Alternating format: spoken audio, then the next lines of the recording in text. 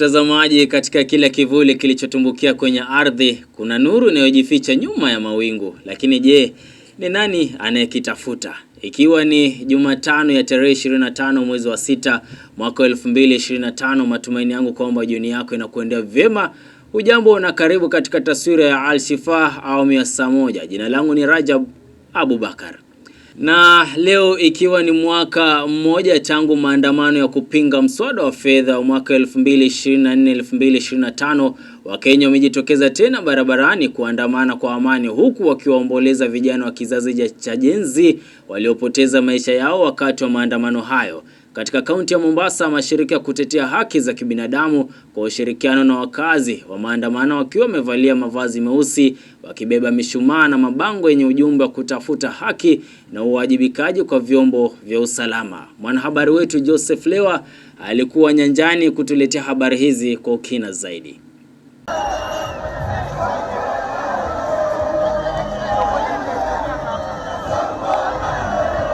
Mtazamaji, niko katika kaunti ya Mombasa ambapo Wakenya wameweza kujitokeza vile kwa ushirikiano na mashirika ya haki ama kutetea haki za binadamu, wakiandamana hasa wakisema kwamba wanawakumbuka wale vijana ambao waliweza kupoteza maisha yao hasa katika maandamano yaliyopita. Kumbuka kwamba ni maandamano ambayo yanatajwa yalikuwa ni ya kupinga mswada wa fedha wa mwaka 2024-2025 ambao ulipelekea baadhi ya vijana wa Gen Z kuweza kupoteza maisha yao. Vile kumbuka ni maandamano ambayo baadhi ya waliopoteza familia zao wameweza kujitokeza wakidai haki kutoka kwa serikali, wakisema kwamba zile ahadi ambazo walikuwa wameweza kupewa ama kuambiwa kwamba watafanyiwa bado hawajafanyiwa. Kwa hivyo ni maandamano ambayo ukitazama vizuri utapata kwamba baadhi yao walianza maandamano haya hasa wakitoka katika makanisa. Maandamano haya yameanza kanisani asubuhi mapema kabisa. Hapa tulipo ni katika ofisi za Uhuru na Kazi, ni ofisi ambazo ni ofisi za County Commissioner katika kaunti ya Mombasa, ambapo askari wako hapa wakihakikisha kwamba hakuna mwandamanaji hata mmoja atakuwa anaweza kufika kule. Lakini ndivyo hali ilivyo katika mitaa mbalimbali katika kaunti ya Mombasa. Tunaona kwamba mitaa ya Sabasaba, tunaona Mwembe tayari mambo ni shwari kabisa, maandamano yanaendelea, lakini hakujatushuhudiwa tukio lolote la ukosefu wa nidhamu hasa kuvuruga maandamano ama mtu yeyote ambaye ameweza kuumia hasa katika maandamano haya. Licha ya yote, mvua imeweza kunyesha kidogo, lakini baadaye waandamanaji wameweza kujitokeza na shughuli zikaendelea. Askari wameweza kujitokeza wakakagua magari ambayo yalikuwa ama usafiri ambao umekuwa ukiendelea hapa. Kwa hivyo ni shughuli ambayo inaendelea hapa katika kaunti ya Mombasa. Vile mashirika ya kutetea haki za binadamu hasa shirika la Muhuri chini yake Francis Auma ambaye ni afisa wa dharura ameweza kuzungumza mawili matatu kuhusiana na maandamano haya.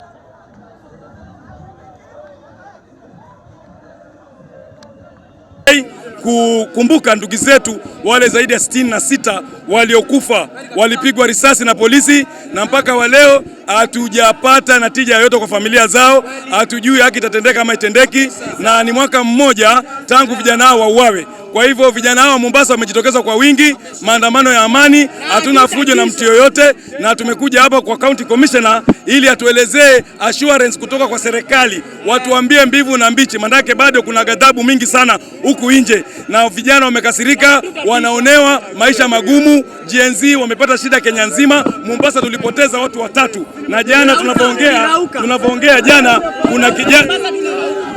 kuna kijana mmoja amekuwa abducted.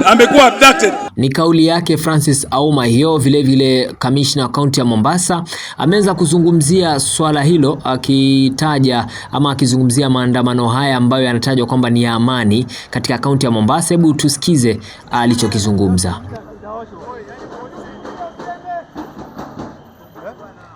Nafikiri tumekubali mfanye maandamano ya amani. Very good. Na tumefurahi vile mmefanya, lakini kwa wakati huu kuna grupu ambaye maguns wameanza kuingia katikati yenu, na nafikiri tutapokea hiyo barua yenu alafu tuweze kumalizia hapa. Sawa sawa. Kuna kitu malalamisho ambayo umekuwa unalalamika, unasema tangu mwaka jana hakuja kuwa na justice kwa zile familia ambazo si wametuletea barua yao, tutaangalia. Sawa sawa. Hakuna mtu ameabductiwa. We don't do that. Sawa sawa. Hali ya usalama ilikuwa vipi katika maandamano ya siku nzima? Maandamano hatujakuwa na visa, lakini kuna pahali wengine wanajaribu kutake advantage.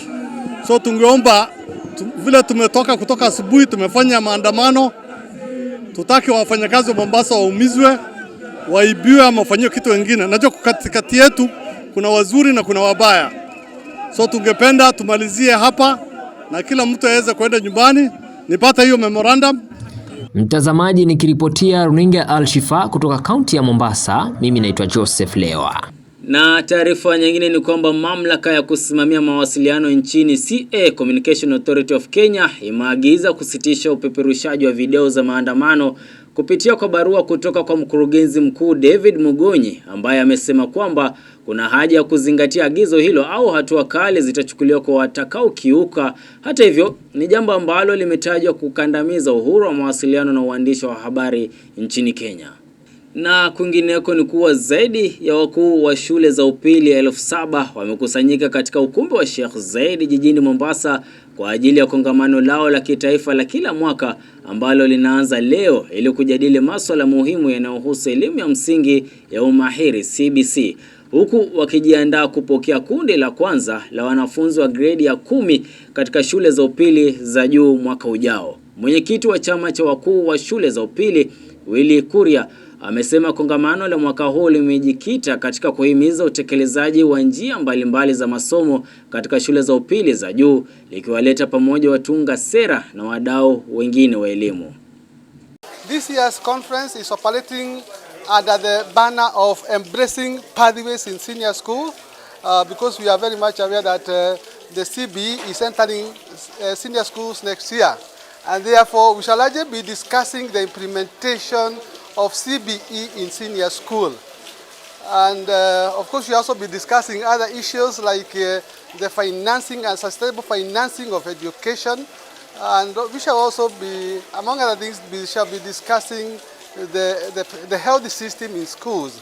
We have a number of senior officials coming to address the conference.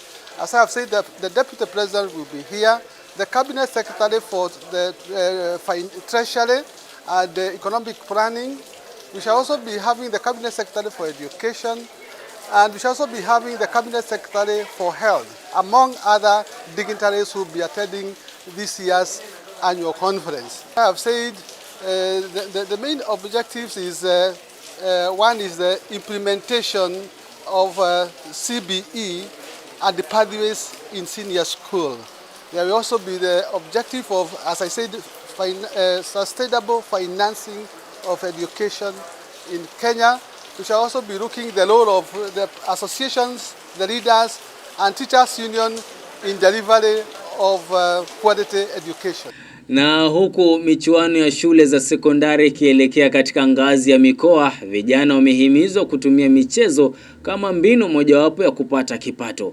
Akizungumza mjini Kilifi wakati wa michezo hiyo, katibu wa idara ya vijana na uchumi bunifu Fikirini Jacobs amesema kuwa kando na michezo ya spoti kuwa kiunganishi katika jamii, ni mbinu mwafaka ya kubuni ajira kupitia talanta miongoni mwa vijana. Kama kuna mashida mengi ambayo yanaweza kuwa tishio kwa umoja wa kitaifa, suluhisho moja wapo ni michezo kama hii ya mpira. Nafikiri ukiangalia watu ambao wamejitokeza hapa, wote wamekuja kuangalia vile mpira unatembea kwa miguu ya kutoka mtu mwingine, mchezaji mmoja mpaka mwingine. Hapa hakuna mtu anaweza akawa amezungumza chuki kwa mwenzake. Yaani kwa ufupi, mpira ni kiunganishi. Na hatufai kuiona tu kama kiunganishi. Tunafaa tuzidi kuongeza juhudi ya kuitumia kama platform na njia ya kufungua pato kama kiwanda chochote kile. Michezo hii imeshirikisha kandanda ya wanaume na wanawake, mchezo wa volleyball na pia mchezo wa pete, bila kuacha nyuma pia mchezo wa raga baina ya wa kinadada na wavulana. Gatuzi letu la Kilifi limekuwa ni superpower kwa mipango ya michezo. Na mtazamaji, tukisalia bado kwenye kaunti ya Kilifi ni kwamba vijana kutoka kaunti hiyo wamehimizwa kukumbatia mpango wa kitaifa wa vijana wa shilingi bilioni 20 unaolenga kutoa shilingi 50,000 hadi 100,000 kwa vijana kote nchini ili kuwainua kibiashara. Akizungumza katika hafla upanzi wa miti huko Sabaki Magarini, katibu mkuu wa masuala ya vijana Fikirini Jacobs ametaja mpango huo wa National Youth Opportunity Towards Advancement, yani NYOTA, ulioanzishwa mwaka huu unalenga angalau vijana 70 kutoka kila wodi katika kaunti zote kote nchini.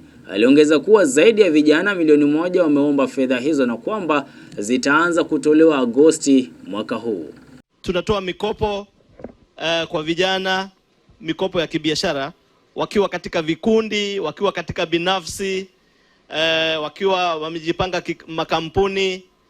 Pia vile vile tunatoa mikopo ya kuanzisha biashara, ya kupanua biashara, na tuna mikopo ya aina nyingi. Kitaifa tunataka vijana 100,000, 100,000 youth ambao watasaidiwa na hii project ya business and ya support ya NYOTA, ambayo kila kijana hapa ukichukua bilioni 5 ukigawanya na 100,000 vijana, hiyo ni 50,000 kila kijana, kwa sababu hii program ni ya vijana ambao hawakuenda zaidi ya form 4, kwa sababu hao ndo wako na matatizo makubwa.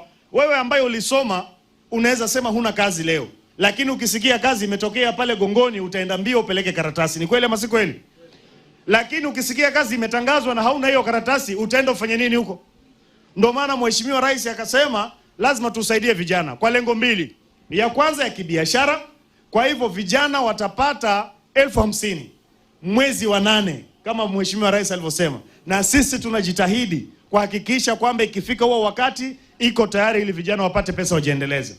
Na taarifa nyingine ni kwamba Baraza Kuu la Maimamu na Wahubiri nchini CIPK limewatahadharisha mahujaji wanaopanga kulipia safari za kupeleka haji, wakiwataka kutafuta mawakala waliothibitishwa kisheria. Hata hivyo, wamelitaka Baraza Kuu la Waislamu nchini SUPKEM kuchukulia majukumu yao kikamilifu ili kuepuka mtafaruku au mitafaruku isiyokuwa ya lazima, kama anavyoripoti mwanahabari wetu Joseph Lewa. Kuna clip za kuonesha ya kwamba mahujaji wa Kenya wamelala nde, si masala ya mazungumzo, na ikiwa mtu yote aona kwamba huu ni uzushi, atupigie simu tutamtumia. Baraza Kuu la Maimamu na Wahubiri nchini CIPK limekemea vikali kitendo cha kulaghaiwa kwa mahujaji ambao walikuwa wamepanga safari ya kuelekea kuhiji Maka mwaka huu 2025. Ni katika taarifa kwa vyombo vya habari ambapo baraza hilo limetahadharisha wote ambao wanapanga safari za kuelekea haji kutafuta mawakala waliothibitishwa na kusajiliwa kisheria. Aidha, limeitaka idara ya uchunguzi wa jinai DCI kuingilia kati na kufanya upelelezi ili haki waliodhulumiwa ipatikane.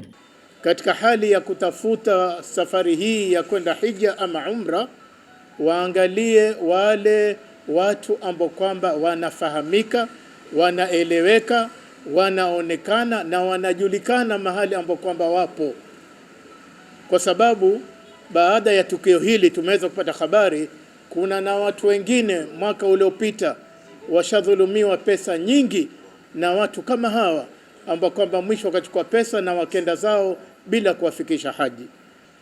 Tungetaka idara ya upelelezi ya jinai ili mambo kama haya yaweze kuingilia wao kutafuta haki ya waliodhulumiwa, kwa sababu watu wanajaribu mawasiliano, waliofanya haya kwenye mawasiliano hawapatikani, na imekuwa ni jambo la kuharibu jina la maimamu wote ambao kwamba hilo halimu katika dini. Sisi hatuungi mkono dhulma, wala hatuungi mkono udanganyifu, wala hatuungi mkono utapeli. Tunachotaka kila mtu apate haki yake. Licha ya kufanya jitihada za kumtafuta Imam Omar Athmana kwa njia ya simu, ambaye anatajwa kwamba alihusika katika ulaghai wa mahujaji, hakuweza kupatikana. Viongozi hao wamemtaka jitokeze ili kutoa tamko kuhusu sakata hilo. Hata hivyo, wamelitaka baraza la SUPKEM kuchukulia majukumu yao kiukamilifu na kutokwepa kwa sababu ndio wahusika wakubwa. Mahujaji wetu wa Kenya wanateseka sana, na si mwaka huu, karibu miaka mitatu mahujaji wanateseka. Na hili jambo lawama wanaolaumiwa ni chama cha SUPKEM. Mara nyingi wao ndio wamechukua jukumu, na nimeona jana wanasema haji sisi si jukumu letu, wakati ambao wao ndio pesa za agent wanaopatia, kisha huduma mzuri imekosekana. Tumeona mahujaji wetu Waislamu katika Mina wakiwa wamelala chini, na tulipoulizwa wakasema kwa sababu ile hema ya kutosha hakuweza kupatiwa. Hata hao ambao waliopata nafasi ya kulala ndani ya camp au ndani ya tent, wao pia ilikuwa nafasi ya kulala ni ndogo sana. Kwa upande wake, Sheikh Mohamed Dor ameitaka serikali kuunda jopo kazi ambalo litaundwa na mabaraza yote ya Kiislamu nchini ili kuepuka mtafaruku ambao umekuwa ukishuhudiwa kuhusu masuala ya kwenda Maka. Hajatukuliwa. Twaomba baina sasa na haji inayokuja ni karibu miezi 11 miezi 12. Twaomba serikali kupitia wizara ya Ministry of Foreign Affairs waalike vyama vya Kiislamu vya kitaifa pamoja na SUPKEM, halafu waunde Hajj Committee ili hili jambo iwe hakuna tena nani wa kulaumiwa, na hawa maagent pia isiwe kwamba yazungumzwa SUPKEM, hata maagent ambao wanatukua watu wana makosa ya kutosha. Nikiripotia runinga Al-Shifa kutoka kaunti ya Mombasa, mimi ni Joseph Lewa. Na tukielekea kimataifa, mtazamaji, ni kwamba ripoti ya ujasusi imebainisha kuwa mashambulizi ya anga ya Marekani dhidi ya vinu vya nyuklia vya Iran hayakuharibu uwezo wa nchi hiyo kuendeleza na mipango yake ya nyuklia, bali tu yalifanya kuchelewesha kwa miezi michache. Hayo yamebainishwa katika ripoti mpya ya tathmini iliyofanywa na idara ya ujasusi katika Wizara ya Ulinzi wa Marekani. Vyanzo vitatu vinavyofahamu swala hilo na ambavyo vilizungumza kwa sharti la kutotajwa jina vililiambia shirika la habari la Reuters kwamba hifadhi ya madini ya urani yalirutubishwa ya Iran hayakukomezwa na kwamba mpango wa nyuklia wa nchi hiyo umecheleweshwa kwa mwezi mmoja au miwili peke yake. Na tuelekee kispoti ambapo waziri wa michezo Salim Mvurya ametangaza uzinduzi wa mashindano mapya ya kitaifa yatakayojulikana kama Kombe la Rais, mpango kabambe wa kukuza vipaji vya michezo kuanzia ngazi ya mashinani hadi taifa. Mashindano haya yanatarajiwa kuanza baadaye mwaka huu, yakianza katika kaunti zote 47 kabla ya kusonga hadi ngazi ya mikoa na hatimaye fainali za kitaifa. Kwa mujibu wa waziri Mvurya, lengo kuu la Kombe la Rais ni kutambua na kukuza vipaji vya vijana nchini pamoja na kuimarisha mshikamano wa kitaifa kupitia michezo. Michezo itakayoshirikishwa katika awamu ya kwanza ni soka, volleyball, mpira wa vikapu na riadha, huku michezo mingine ikitarajiwa kuongezwa hapo baadaye.